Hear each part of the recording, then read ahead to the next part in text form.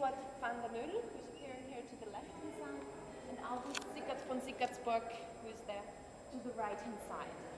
Actually, the house was built from the years 1861 to 1869. The emperor who had given the order to let this opera house be built was actually Francis Joseph I.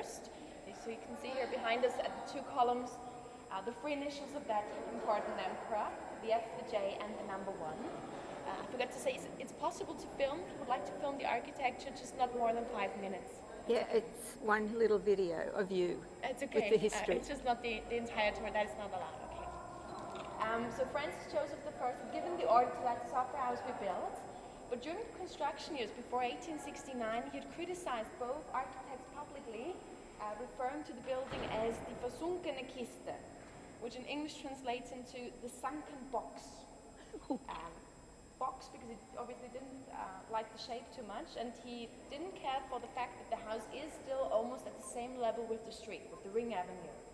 And that was not really the fault of the two architects, but actually in the same years they were constructing the Ring Avenue. They had finished the Ring Avenue in 1868, but 1 meter above the level that was originally planned, so suddenly the house was not anymore above the level of the street, but was almost at the same level. So that is why nowadays you just have to walk up 2 steps to go inside.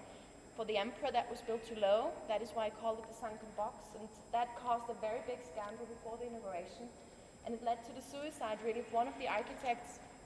Van der Nul committed suicide in 1868 before the house was even open, and even Sickertsburg died in that same year, but because of a natural cause of death. So neither one of them could be present to see that the house was a big success with the 25th of May 1869, which was the inauguration day when they presented a Don Giovanni by Mozart.